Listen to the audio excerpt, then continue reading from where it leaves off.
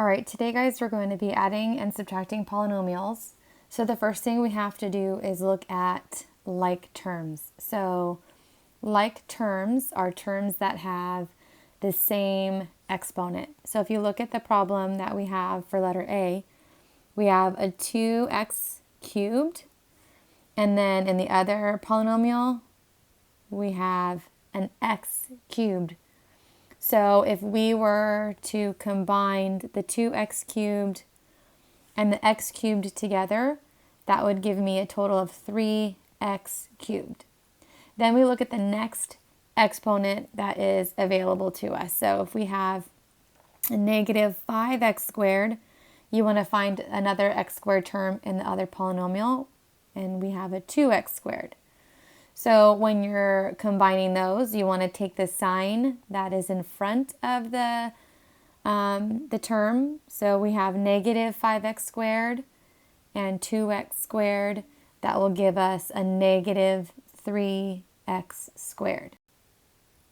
So the only terms that we have left are an x and a minus 1. And because the x and the minus 1 are not like terms, we can just put those in standard form following the other terms. Another helpful thing to do when solving these types of problems is to write your polynomial in standard form. So for example, this second polynomial right here is not in standard form. To put it in standard form, you want to put the term with the highest exponent first, which is the x cubed. Then you have the 2x squared, and then you have the minus 1. A way that I like to combine polynomials is to line them up vertically.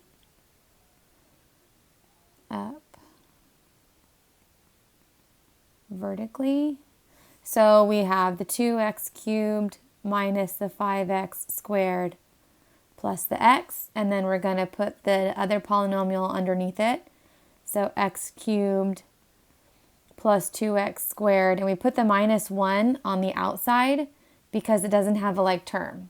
So what we're doing is lining up the like terms. So here we have your x cubes, and then next to it we have your x squareds. So this one would be a little bit easier to help you organize your work. We still get your answer of 3x cubed minus 3x squared plus x minus 1. For the next problem, I'm just going to go ahead and line them up vertically to start with. So I'm going to take this polynomial and write it underneath this one. So I have an x squared plus a 4x plus 10.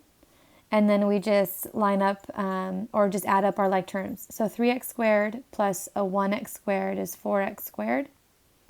4x and 1x is going to give me 5x.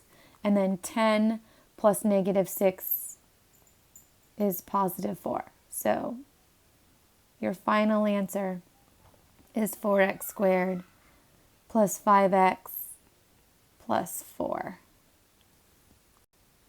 So I just want you to notice after doing these two examples that we don't add the exponents. So we don't add or combine the exponents. We're only combining their coefficients. Only combining the coefficients. And remember, the coefficients are the number that's in front of the variable.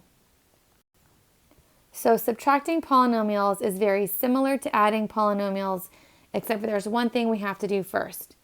Notice this subtraction sign. We're subtracting everything that's coming after it. So one easy way is to distribute the negative. So negative times negative 2n squared is going to be a positive 2n squared. Negative times 2n is going to change that to a minus 2n. And then negative times negative 4 would be plus 4. And then we could use the same thing we did on the previous examples and just combine our like terms by adding. So since we distributed the negative, now we can add the like terms. So we have 4n squared plus 5, lining them up. So 4 plus 2, 6n squared. The 2n, that minus 2n, we don't have anything to combine with it, so you just bring that one down. And then 4 plus 5 is 9. This last example, we're going to distribute the negative again. So the negative 3x squared. And then you're going to do negative times negative x, which will give you positive x. And negative times negative 8 will give you positive 8. Then you're going to take this, write it underneath, lining up your like terms. So you have a negative 4x squared, a negative 3x, and a positive 5. Remember, you're always taking the sign that's in front of each number. So negative 3x squared and a negative 4x squared is negative 7x squared. X and negative 3x will give you negative 2x. And then 8 plus 5 is 13 for your final answer of negative 7x squared minus 2x plus 13. Okay, for this last example, it's very important to recognize when terms are not in standard form. So remember, standard form has the term with the highest exponent going first. So if you look at this first example, if it were in standard form, the 5x cubed would come first, then the x squared, and then the minus 6.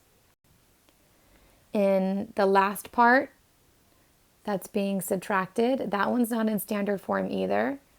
So the 4x cubed does stay first because it has the highest exponent, but the negative 4x squared would have to come next for the next highest exponent, and then the 6x would come last. So remember, when we are subtracting polynomials, you want to distribute the negative. So that would be negative 4x cubed plus 4x squared minus 6x. And then we can take this polynomial that we started with in the beginning, line up our like terms. So that would be 5x cubed plus an x squared, and then the minus 6 would just go to the outside because there's no constant to combine it with. And then we can add those down. So we have 5x cubed and minus 4x cubed. That would just give us x cubed. A 4x squared and a 1x squared would give you 5x squared. The negative 6x has nothing to combine with it, and neither does the negative 6. So x cubed plus 5x squared minus 6x minus 6 would be your final answer.